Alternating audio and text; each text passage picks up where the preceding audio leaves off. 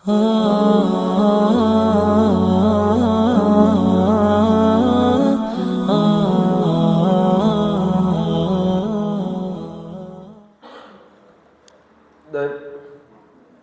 mulai. Bismillahirrahmanirrahim. Assalamualaikum warahmatullahi wabarakatuh.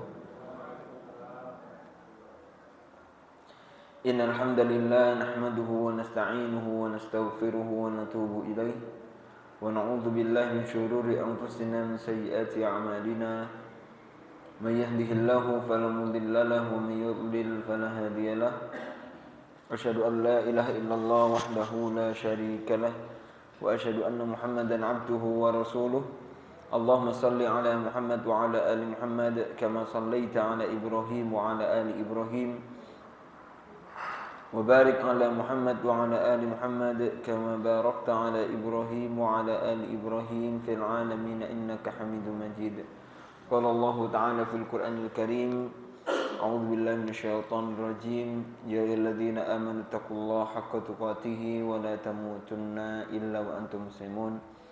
Ya ayyuhan nasu taqu rabbakumul ladzi khalaqakum min nafsin wahidah wa khalaqa minha zawjaha wa batha minhuma rijalan katsiran wa nisaa'a wattaqullaha alladzi tasaaluna bihi wal arham innallaha kana 'alaikum raqiba. Ya ayyuhalladzina amanu taqullaha wa qulu qawlan sadida yuslih lakum a'malakum wa yaghfir lakum dhunubakum wa man yuti'illaha wa rasulahu faqad faza fawzan 'azima. Amma ba'd, fa inna ashraqal hadithi kitabullah wa khairal hadi hadi Muhammadin sallallahu alaihi wasallam wa syarrul umuri muhdatsatuha wa kullu muhdatsatin bid'ah wa kullu bid'atin dhalalah wa kullu dhalalatin finnar. Amma ba'd, Allahumma anfa'na ma 'allamtana wa 'allimna ma yanfa'una warzuqna 'uluman tanfa'una fid dini wad dunya wal akhirah. Rabbana shrah lana sudurana wa yassir lana umurana wahlul 'uqdatam min alsinatina yafqahu aqwalana. Amin ya rabbal alamin. Baik, ma'asyiral muslimin, jamaah Masjid Al-Irsyad Tulungagung yang dirahmati dan dimuliakan oleh Allah Subhanahu wa taala insyaallah. Alhamdulillah, ya, dengan segala puji syukur kita kepada Allah Subhanahu wa taala atas limpahan karunia-Nya, kenikmatan-Nya yang telah diberikan kepada kita sehingga kita dapat mempelajari ilmu Allah Subhanahu wa taala, kita dapat mengamalkan ya perintah-perintah Allah Subhanahu wa taala dengan bertahap, dengan semampu kita untuk kita selalu memperbaiki diri agar kita selalu lebih dekat untuk mendapatkan keridhaan Allah Subhanahu wa taala. Yang kedua, marilah kita haturkan salawat dan salam kepada junjungan kita Nabi besar kita Nabi Muhammad sallallahu alaihi wasallam. Allahumma shalli wa sallim wa barik alaihi. Baik jamaah rahimani wa rahimakumullah. Insyaallah kita melanjutkan kajian kita tafsir Al-Baqarah juz pertama. Kita kemarin sampai di ayat yang ke-82. Sebelumnya kita sekarang ini berada di bulan Muharram di tanggal 10, karena di tanggal Hijriyah atau di tanggal Islam itu pergantian harinya mulai ketika matahari terbenam. Jadi maghrib itu ganti tanggal. Berarti sekarang tanggal 10 Muharram. Ada syariat yang Rasulullah anjurkan di hari ini, di hari tanggal 10 Muharram ini, yaitu ketika Nabi mendapati orang-orang Yahudi berpuasa di tanggal 10 Muharram itu. Lalu Nabi nanya, "Kenapa kamu berpuasa?" Mereka Yahudi mengatakan, "Kita bersyukur bahwasanya di tanggal ini Bani Israel diselamatkan oleh Allah Subhanahu wa taala dipimpin oleh Nabi Musa dari tawanan atau dari kejaran Fir'aun." Maka Nabi menjawab, "Maka kita muslimin lebih berhak untuk berpuasa. Karena Nabi Musa adalah nabi kita, nabi muslimin juga." Gitu ya. Maka dianjurkan untuk puasa 10 Muharram, yaitu puasa Asyura, dari kata Asyrah, puasa Asyura. Dan barang siapa yang berpuasa di tanggal ini, maka dia diampuni dosanya setahun yang lalu. Dan ada keutamaan lagi, Nabi mengatakan, kalau aku hidup sampai tahun depan, maka la asuman nattasi', maka aku akan berpuasa di tanggal 9-nya juga. Untuk apa? Karena Yahudi itu puasa di tanggal 10 saja. Sehingga ini adat dan kebiasaan Rasulullah.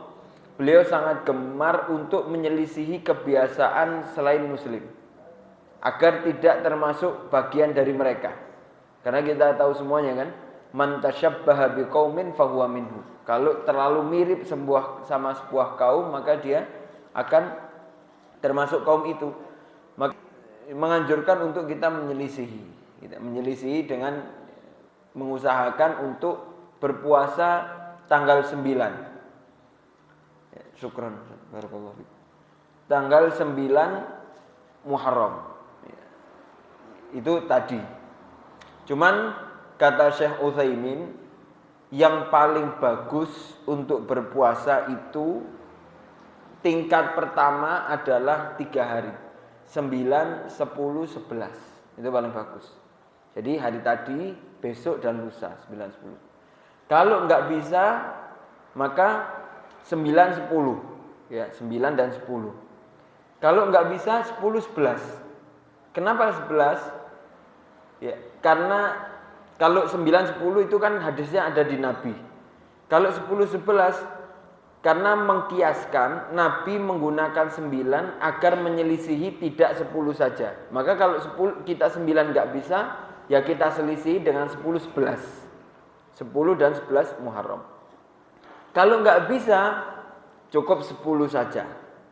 Kalau 10 nggak bisa, ya nggak apa-apa, namanya sunnah.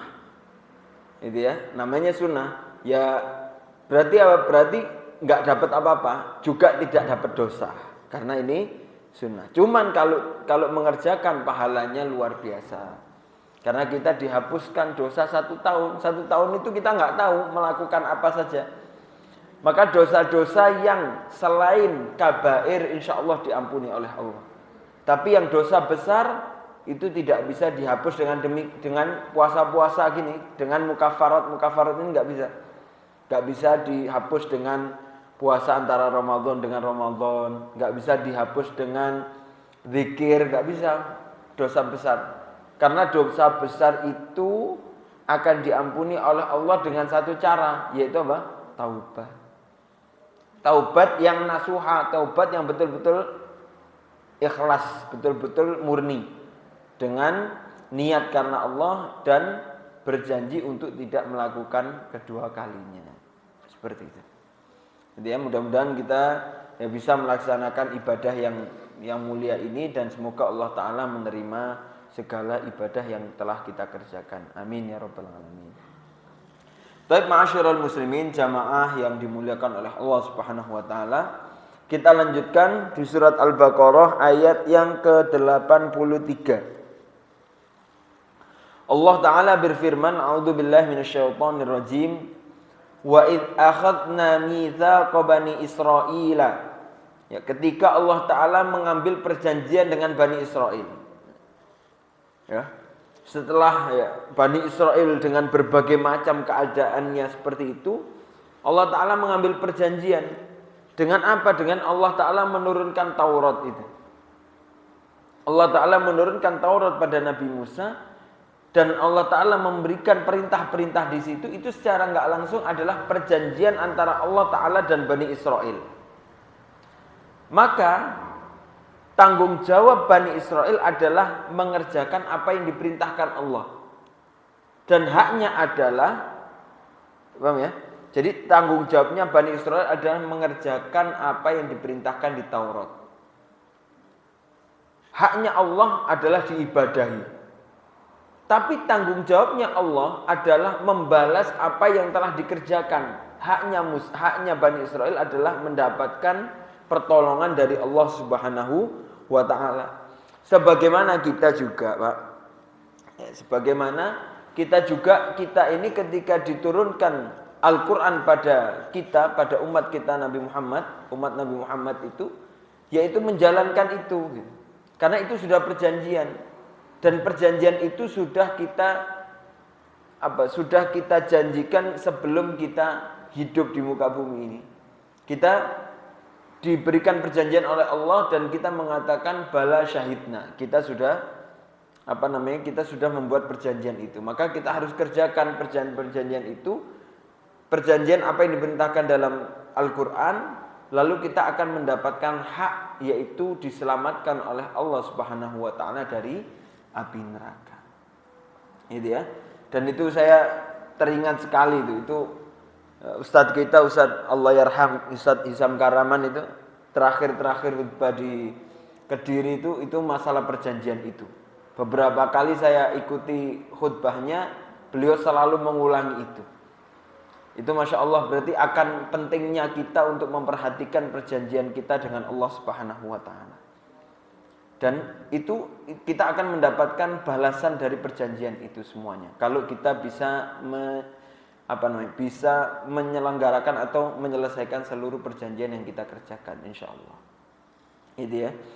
Maka ini Bani Israel diambil perjanjian dengan Allah Subhanahu wa Ta'ala. Mitsaqa Bani Israel. Apa perjanjian itu? Allah Ta'ala mengatakan la ta'buduna illallah, yaitu jangan beribadah kecuali kepada Allah Subhanahu wa Ta'ala. Dan ini perjanjian pertama, dan ini setiap utusan Allah, para rasul dan nabi Allah tidak memerintahkan pertama kecuali untuk beribadah kepada Allah. Walaqad ba'atna fi kulli ummatin rasulan an i'budullaha wajtanibut taghut. Setiap umat diberikan utusan-utusan Allah dan semuanya diperintahkan untuk memurnikan ibadah kepada Allah Subhanahu wa Ta'ala dan meninggalkan sesembahan selain Allah. Di situ namanya apa? Taghut.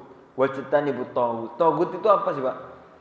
Taghut itu ma'ubida min dunillah wa huwa radin anhu. Jadi apa-apa yang diibadahi selain Allah dan yang diibadahi itu ridho kalau dia untuk diibadahi, maka dia tauhid. Ya. Kayak batu itu bukan tauhid. Batu itu dia nggak tahu dia ridho atau tidak gitu. Tapi itu juga sesembahan, maka nggak boleh juga. Tapi ada jenis yang dia ridho. Jenis dia ridho, seperti manusia yang diibadahi itu dia ridho. Contohnya Fir'aun, Namrud, dia diibadahi dan dia ridho untuk diibadahi, maka dia tauhid. Nabi Isa diibadahi tapi dia nggak ridho, maka dia bukan tauhid. Gitu ya.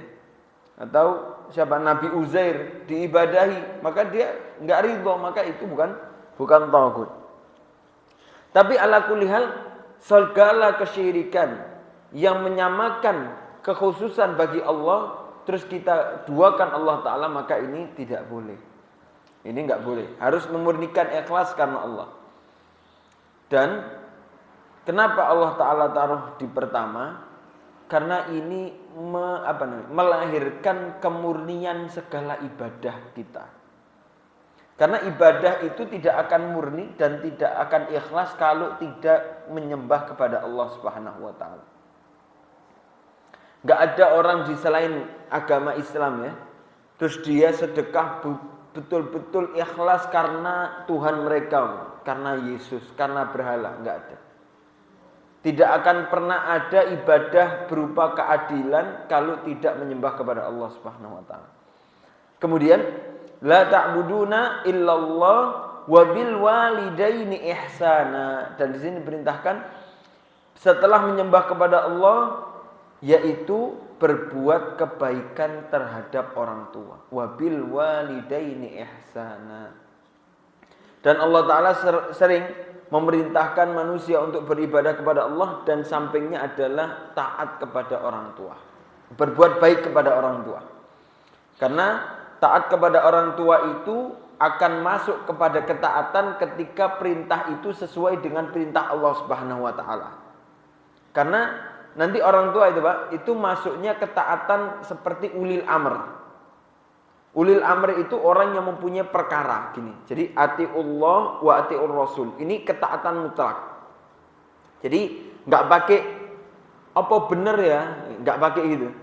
Apa selamat ya gitu. Kalau Allah Taala merintahkan, iki Allah Taala bener nggak ya? Nggak ada gitu. Jadi nggak ada apa namanya, nggak ada toleransi, nggak ada negosiasi, nggak ada. Jadi mutlak taat sama Allah dan Rasul.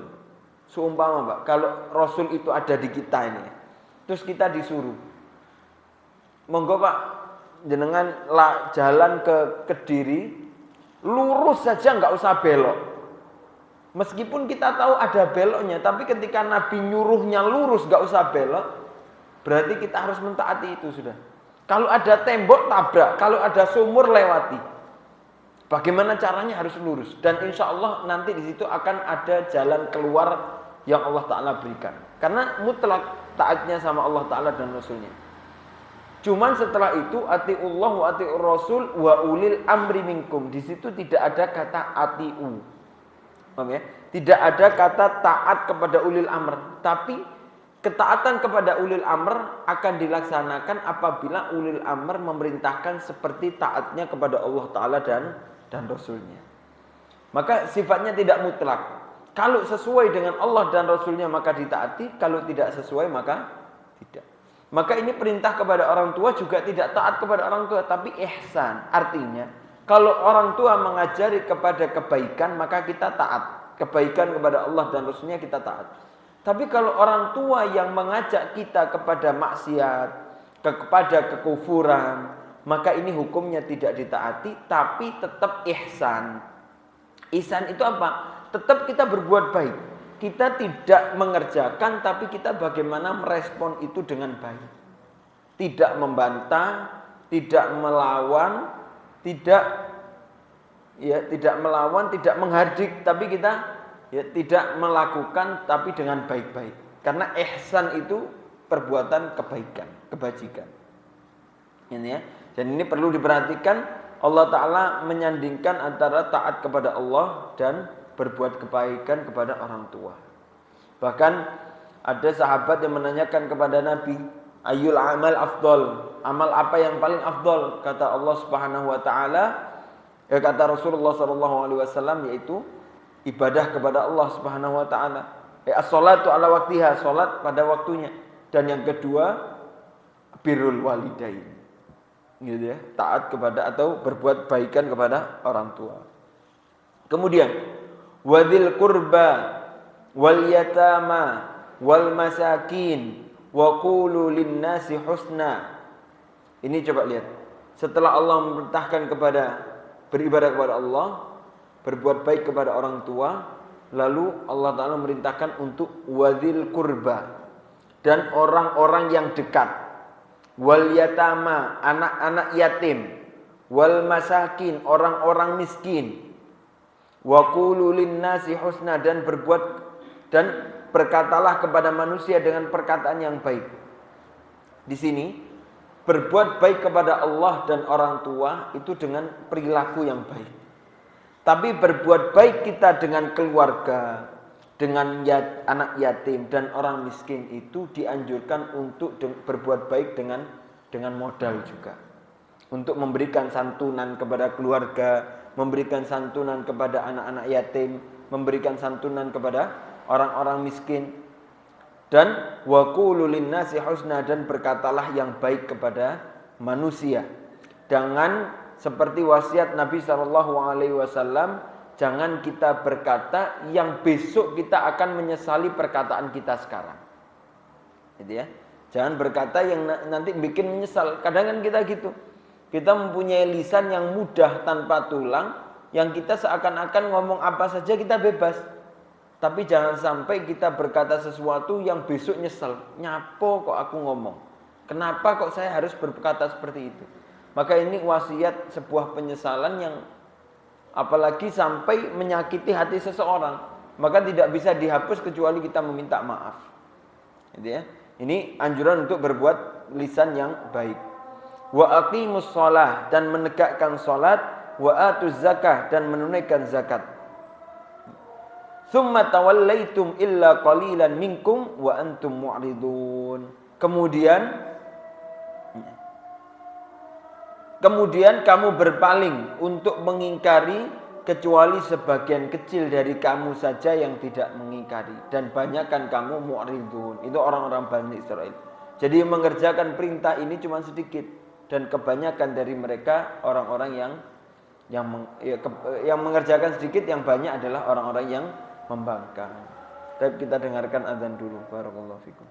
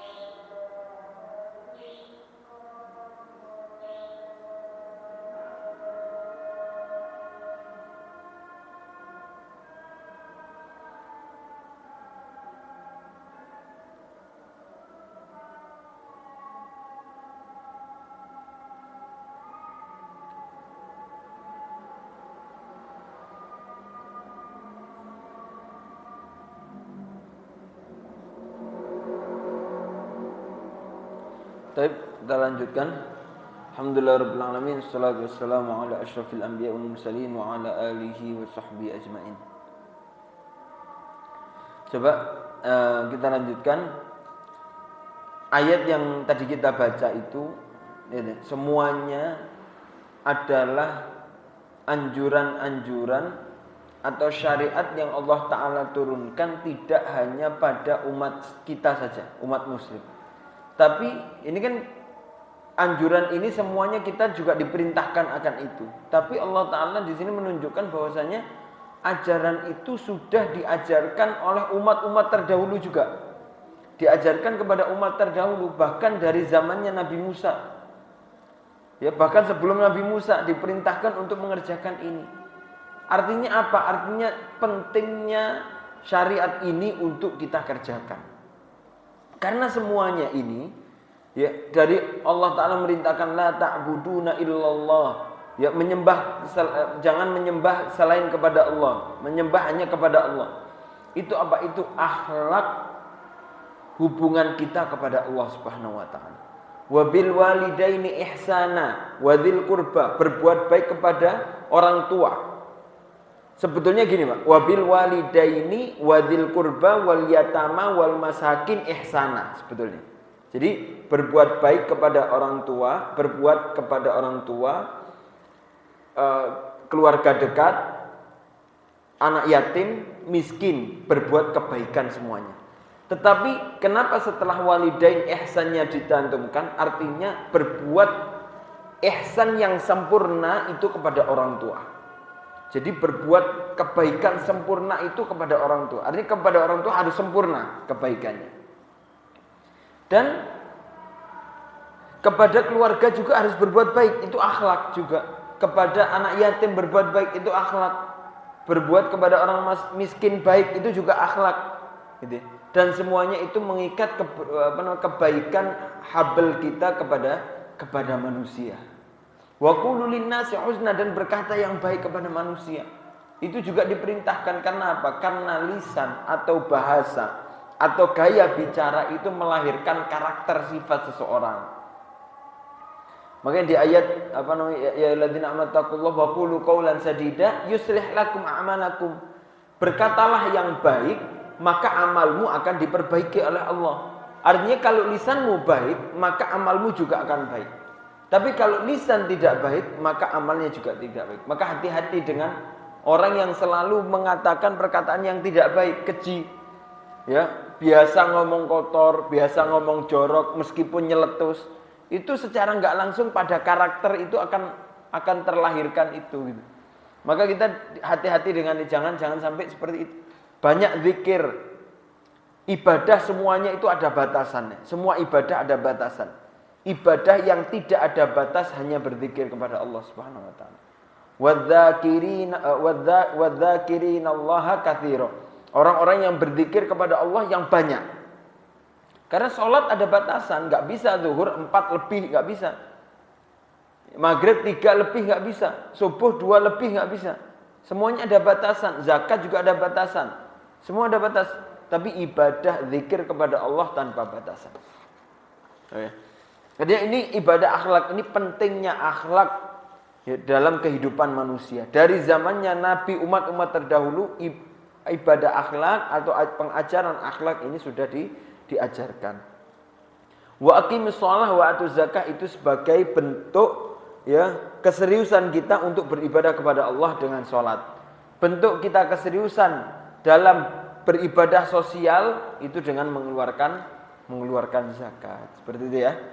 Kemudian Allah Ta'ala berfirman dalam Al-Baqarah ayat ke-84 selanjutnya, wa id akhadna mitsaqakum, ketika Allah Ta'ala mengambil perjanjian lagi dengan mereka orang-orang Yahudi, la tasfikuna dima'akum, jangan kalian menumpahkan darah, wala tukhrijuna anfusakum, jangan kalian mengusir di antara kalian, min diyarikum, dari rumah-rumah kalian, tsumma aqrartum wa antum tashhadun, kemudian kalian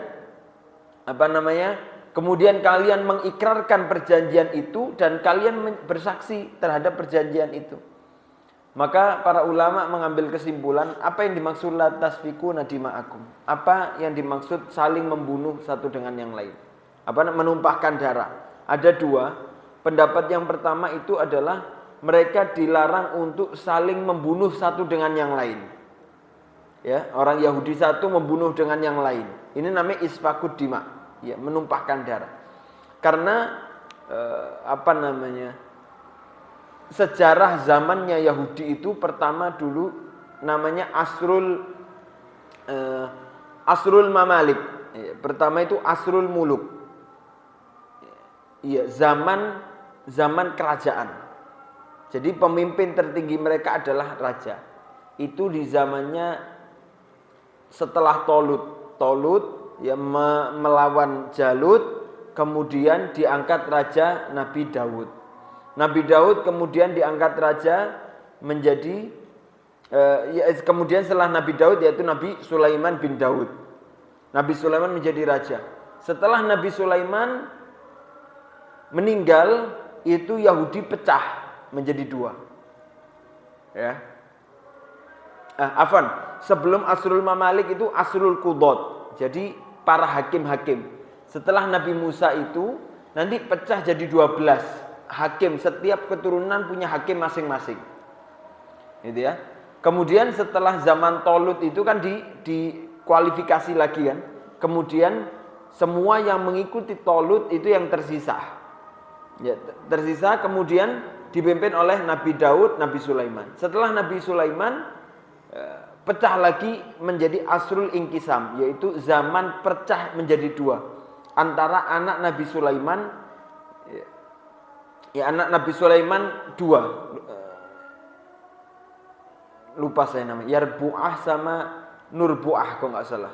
Ada dua anak Nabi Sulaiman yang satu sama lain ingin menjadi raja. Yang satu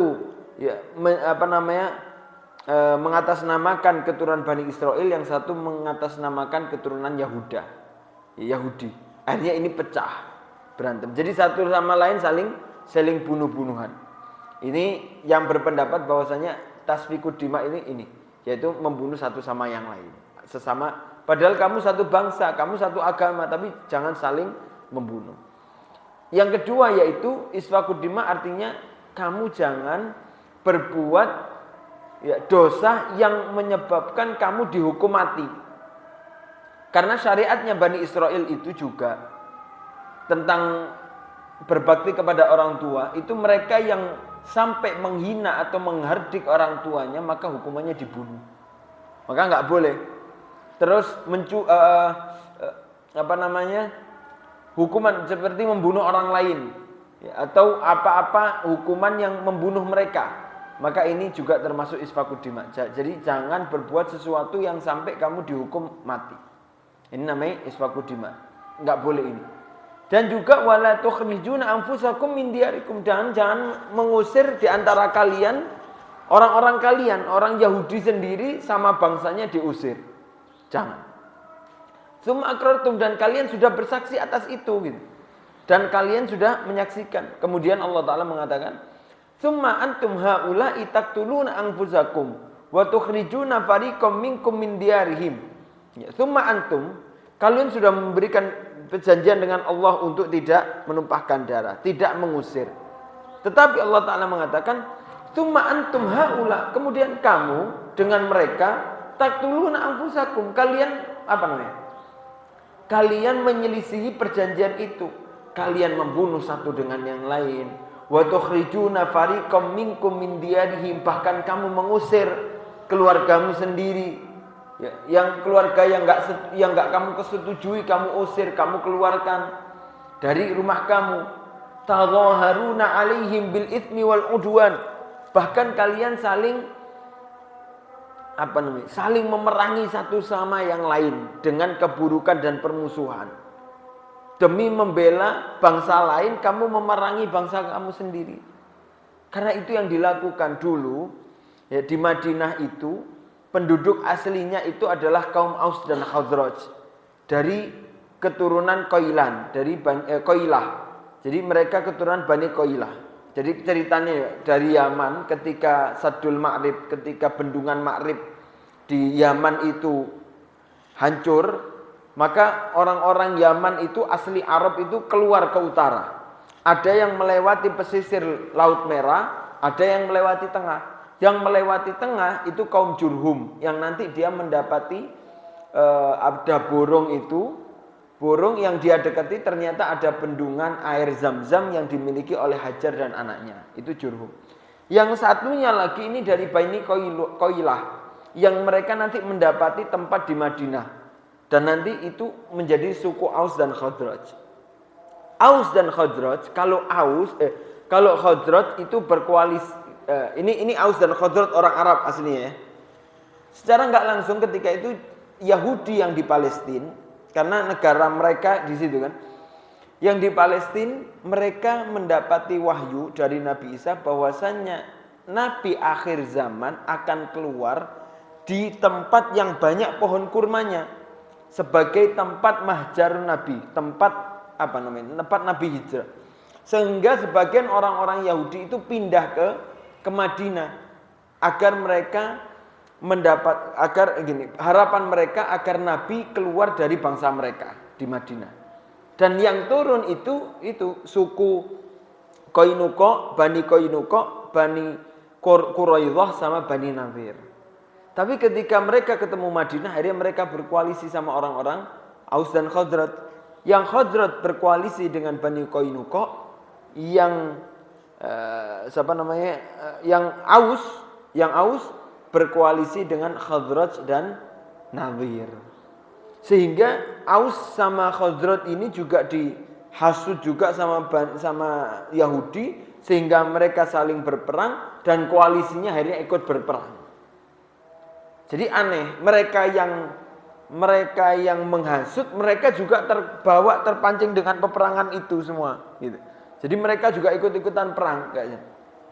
Kemudian ini namanya tadzaharuna alaihim bil itsmi wal udwan.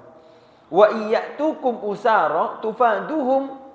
Tetapi kalau ada orang yang ditawan, kalian tebus. Ini juga perintah. Perintah kalau ada tentara kalian ditawan, tebuslah. Dan mereka mengerjakan itu. Mereka tebus. Wa huwa muharramun alaikum ikhrajuhum. Padahal sesungguhnya itu muharram, itu dilarang untuk kalian mengusir keluarga kalian. Lalu Allah Ta'ala mengatakan, afatu'minu bi ba'dil kitab wa takfuruna bi ba'd. Apakah kamu mengimani sebagian ayat dan kamu mengkufuri sebagian ayat? Maksudnya apa? Kalau kita lihat di dua ayat, di ayat yang 85 ini, ada 4 perintah yang diperintahkan kepada Bani Israel. Yang pertama, jangan menumpahkan darah. Mereka langgar. Mereka enggak mengimani. Mereka langgar. Jangan mengusir keluarga kalian. Mereka tidak mengerjakan itu. Jangan kalian saling berperang untuk membela bangsa lain, tapi bangsamu sendiri kamu perangi. Mereka langgar itu juga. Mereka juga perang kadang antara Qainuqa dan Khazraj atau dengan Bani Nadir. Tapi yang keempat, ketika ada bangsa mereka yang tertawan, mereka tebus. Jadi yang satu mereka jalankan, yang 3 mereka langgar. Makanya Allah Ta'ala mengatakan, afatu'minu bi ba'dil kitab wa takfuruna bi ba'd. Sebagian kamu kerjakan, tapi sebagian tidak. Maka ini bukan agama yang kafah. Bukan mengerjakan yang seluruh, karena sebagian saja. Ini ya, Pak. Maka ini menjadi pelajaran buat kita juga. Kata Imam Al-Qurtubi, sesungguhnya semua ini juga diperintahkan untuk kita umat muslim. Gitu ya. Tetapi semua ini juga banyak kita langgar dan ini menjadi fitnah untuk kita. Ini kata Al-Imam Qurtubi. Kadang kita berperang antara muslim sendiri, kita perang, kita menghasut satu sama yang lain. Antara muslim sendiri kadang kita usir, kita enggak menghormati, kita enggak berbuat baik antara muslim. Maka ini artinya kalau kita masuk Islam yang kafal. Semuanya kita pelajari, Islam sudah mengajarkan itu sebagai landasan apapun.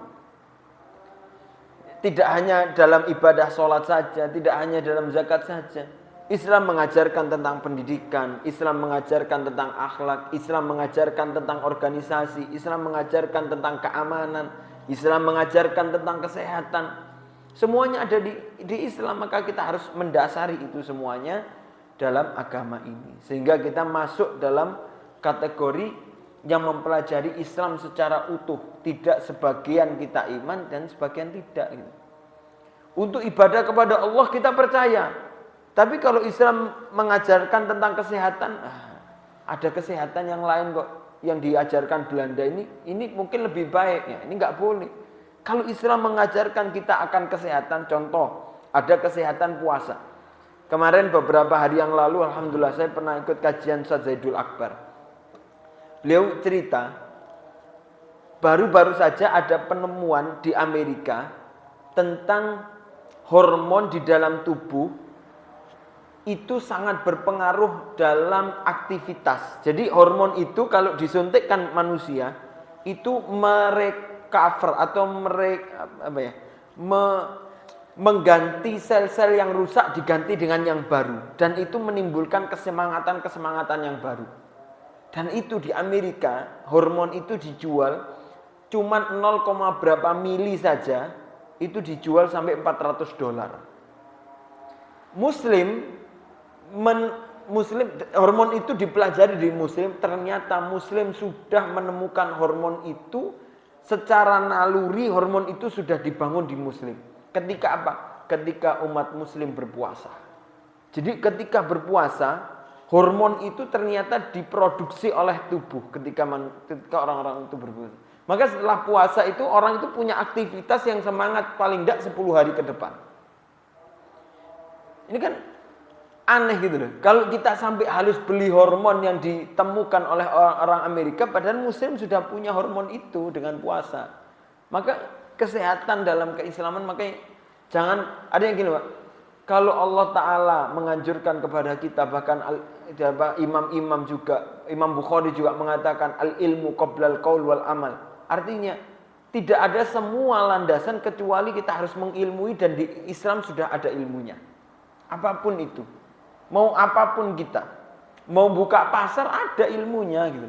Kalau kita pengen makmur dan adil ada ilmunya dalam Islam. Cuman kita tinggal mau ndak buka buku itu gitu. Mau nggak kita belajar.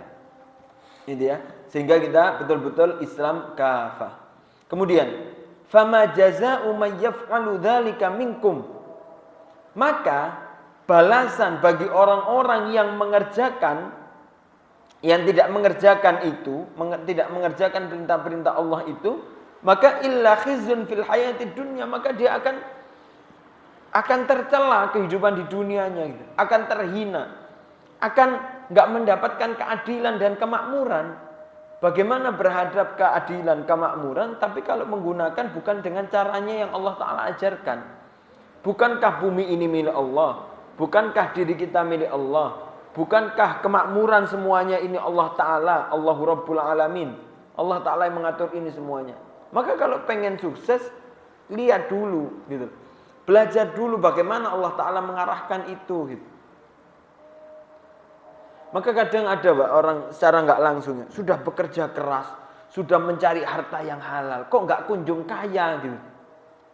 Bisa jadi dia mengilmui bagaimana mencari harta yang halal, tapi dia tidak mengilmui kalau hartanya sudah banyak terus mau apa, itu belum mengilmui. Maka Allah Ta'ala ini orang ini dia sudah nyari harta yang halal, kok belum dikasih kekayaan sama Allah. Allah Ta'ala melihat ini bisa jadi kalau saya kasih kaya nanti dia akan sombong, karena dia belum belajar tentang sombongan. Dia belum belajar bagaimana mengelola harta yang baik. Maka semuanya harus diilmui biar kita diselamatkan oleh Allah Subhanahu wa Ta'ala. Karena Allah Ta'ala memiliki keadilan dan kemakmuran seluruhnya. Wa yaumal qiyamati yuradduna ila asyaddil azab. Tidak hanya di dunia mendapatkan celaan, tapi di hari kiamat pun semuanya akan dikembalikan kepada azab-azab yang pedih. Gitu ya. Maka ini Pak, ini penting kita untuk mengilmui segala hal ini. Apapun yang kita pelajari, bahkan para guru kalau ngajar apa, cari dulu dasarnya di Al-Quran dan Sunnah. Bukankah kita lembaga kita kan Al-Irsyad ini kan Quran sama, ya kan? Qaf Quran sama hak hadis. Didasari dengan dot, semuanya harus lughatud dot, ya kan? Berbahasa Arab. Artinya landasan kita sudah jelas Quran dan Sunnah. Tapi kita mau nggak membuka itu untuk menjadi referensi utama kita. Tidak mengedepankan hawa nafsu, tapi membelakangi dulu. Quran maunya apa sebelum hawa nafsu kita majukan. Seperti itu. Itu kan indah. Emang semua hawa nafsu seseorang itu tidak semua harus dibendung. Tapi ada hawa nafsu itu yang tidak bisa dibendung, tidak bisa di-cut ya. Bisanya dibendung gitu. Tidak bisa di-cut tapi bisanya harus dieksplor, harus dikeluarkan, tapi di keadaan yang tepat. Contoh, seseorang itu punya nafsu hasrat terhadap perempuan. Ini nggak bisa untuk kita cut seumur hidup, nggak nikah, nggak bisa. Maka bagaimana caranya belajar di agama? Agama memberikan solusi untuk kita bisa melampiaskan hasrat yang tidak bisa di-cut itu. Bagaimana caranya? Nikah.